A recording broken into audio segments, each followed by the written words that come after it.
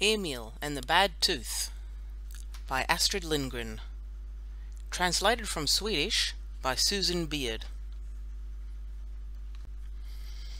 On Katholt Farm in Lunaberga, in a place called Småland in Sweden, lived Emil, a boy who got up to pranks, Ida, Emil's sister, Anton Svensson, Emil's dad, Alma Svensson, Emil's mum, Lina, the maid, Alfred, the farmhand, and Krösa-Maja, who sometimes helped at Katholt Farm, but otherwise lived in a little cottage in the woods.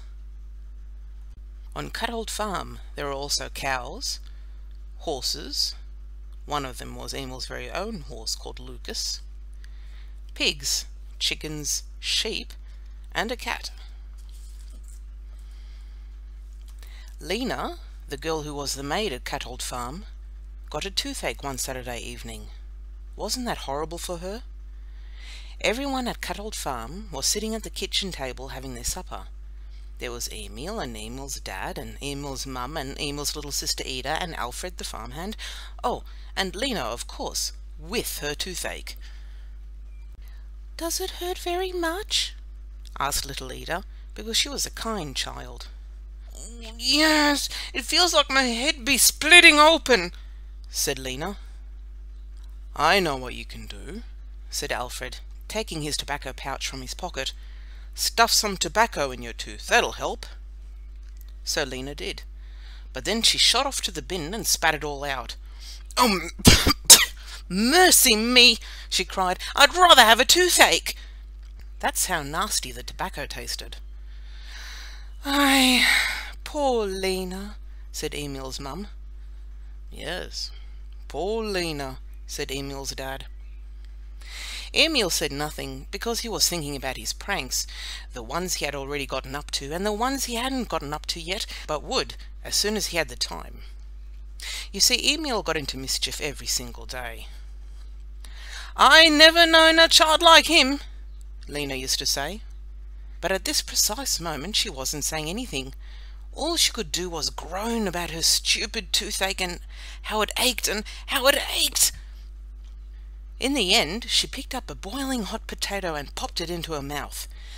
That made the tooth hurt 10 times worse, just as she knew it would, but she thought it served that tooth right. "See how that feels," she said to her tooth. "If you can be nasty, so can I." Yes, oh yes, it was a miserable Saturday evening at Katholt Farm. And it turned into a miserable night for Lina as well. She lay on her sofa bed in the kitchen and couldn't sleep because of the terrible pain. And she had to get up at 5 next morning to milk the Katholt Farm cows. That had to be done on a Sunday, just like every other day of the week. When Lina saw herself in the mirror on the kitchen wall, she screamed out loud because, goodness gracious, what a sight she looked! Her right cheek was all swollen like a big fat bun. Oh, it was just horrible. Lina started to cry. I look so ridiculous," she said to herself, and it was painful too. But off to the field she had to go, because the cows needed milking whether Lina had a toothache or not. She sat there on her milking stool and cried and cried. On this particular Sunday people were coming for coffee at Katholt Farm, and Lina loved that kind of thing. "But I can't let people see me when I'm not the same on both sides," she cried, and then she cried even more. Just as she was sitting there, along came a wasp and stung her on the left cheek, and it swelled up until it was just as puffy as the right one. Now Lina was the same on both sides, and she cried worse than ever. Poor Lina. When she got back to the farmhouse kitchen and stood in the doorway with her puffed up cheeks and her eyes all red from crying, everyone jumped in surprise because they had never seen anything so puffy and frightful before. Emil was having his breakfast. He was just about to drink a mouthful of milk when he noticed Lina over the top of his glass. He burst out in giggles and sprayed the milk all over his father's best Sunday waistcoat. "Emil, that's nothing to laugh at," said Emil's mum sternly. She felt sorry for poor Lina. and probably Emil did too, but he laughed at all sorts of things, that boy, even when he shouldn't really. "Poor Lina," said Emil's mum. "You look such a sight, you can't possibly show yourself to anyone. Emil, you'll have to run over to Krösa and ask her to come and help serve the coffee and cakes this afternoon." Emil's mum and dad were about to leave for church. They went every Sunday. Alfred hitched the horse to the wagon and away they went, while Emil ran off obediently to Krösa cottage. When he got home again, Lina was sitting on the kitchen steps. She was still crying because her tooth wouldn't stop aching. Alfred and little Ida stood there and didn't know what to do with her. "Well, looks like you're going to have to go to Per the blacksmith after all," said Alfred. It was Per the blacksmith who pulled out bad teeth with his long, horrible pliers. "How much do he charge for pulling out a tooth?" asked Lina. One krona an hour," said Alfred. But then Emil said, "I dare say I can get that tooth out quicker and cheaper. I know a way." He had it all planned out. "I only need 2 things, Lucas and some strong thread. I'll wind the thread round your tooth, Lina, and tie the other end to my belt. Then I'll gallop off on Lucas and plop, out flies your tooth." "I'll give you a plop," said Lina. "There'll be no galloping around with me, thank you very much." But her tooth went on hurting, and finally she said with a sigh, "All right, let's give it a try then." So Emil led Lucas to the kitchen steps, and when they had sorted out the business with the thread, up he jumped onto his horse. Behind them stood poor Lina, firmly attached to the thread. No wonder she was scared. "Now all we're waiting for is a plop," chuckled Alfred. And off he went. Emil set off in a fast gallop. "Ooh, not long now," said little Ida. But there was no plop, because someone else started galloping, and that someone was Lina. She was so afraid of a plop that she ran as fast as Lucas. Emil shouted at her to stop, stop! But Lina ran and ran, and of course the thread was so loose there simply couldn't be a plop. "This isn't working," thought Emil, "but that tooth is coming out, and I'm the one to do it." So he sped towards a fence, and with a leap Lucas flew over. Lina followed, scared out of her wits, and guess what? She flew over that fence as well. A plop wasn't something she wanted to hear. But afterwards she was ashamed for spoiling everything, because she still had her tooth, and it was hurting worse than ever. "I'll have to think of a different way," said Emil. "Yes, one that don't go so fast," said Lina. "Why yank the tooth out with a plop? Can't you just sort of slide it out?" Then Emil came up with a brilliant idea. He made Lina sit on the ground under the old pear tree, and he tied her tightly to it with some rope. "Try running away now," he said. He picked up the end of the thread, which was dangling from Lina's mouth, and took it to the grinding wheel, the one his dad used to sharpen axes for chopping wood and scythes for cutting hay. The grinding wheel was turned by a handle, and it was to that very handle that Emil tied the thread. Yes, he really did, because he planned to wind out Lina's tooth. "It won't be one of those quick plops. It'll be more like a slowly, just like you wanted," he said. Little Ida shuddered. She was so glad that she didn't have a tooth that had to be wound out with a... Emil started to turn the handle. The thread got tighter and tighter, and the tighter it got, the more terrified Lina became. She was as scared of a... as she was of a plop.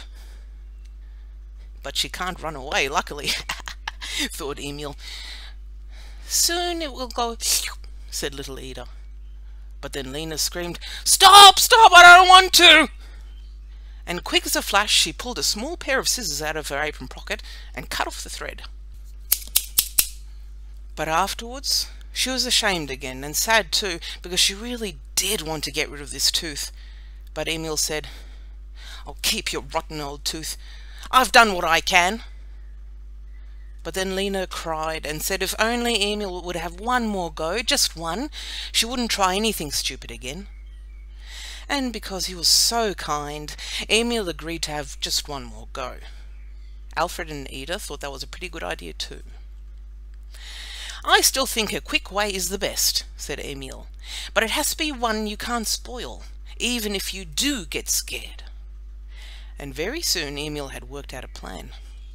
"We climb up to the roof of the barn, and then you jump down onto the haystack underneath. Halfway down, the tooth will fly out like a plop." "Only you, Emil, could come up with something so diabolically awful," said Lina.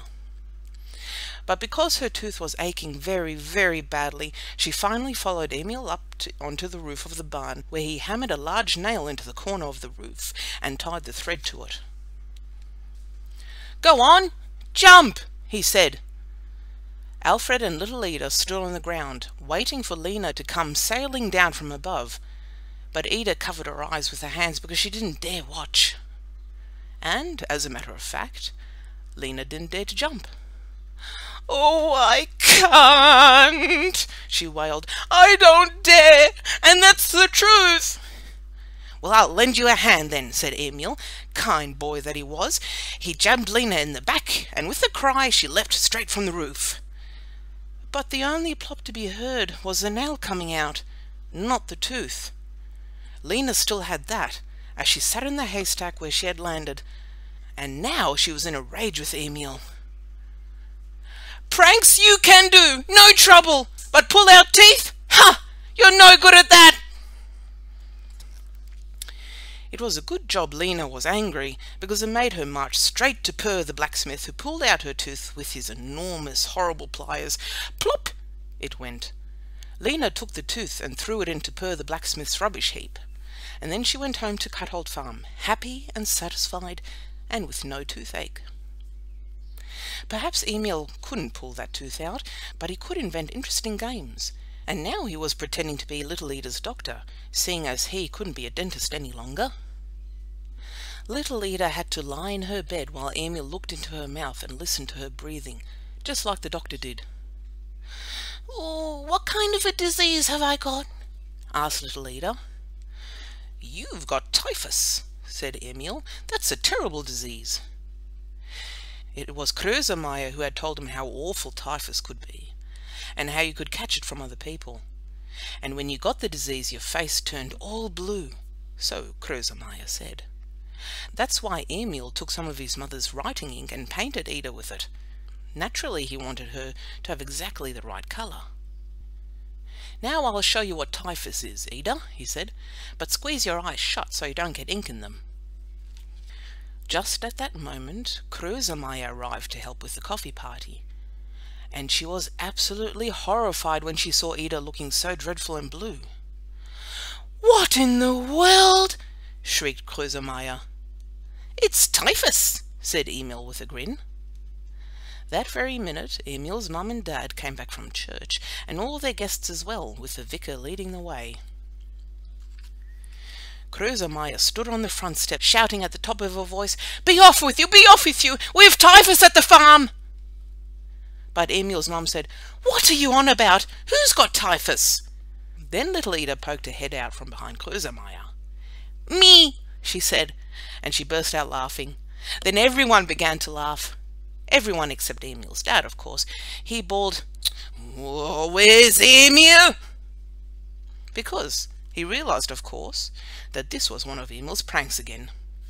But Emil had hidden himself in the log box and didn't want to talk to his dad right just at that minute.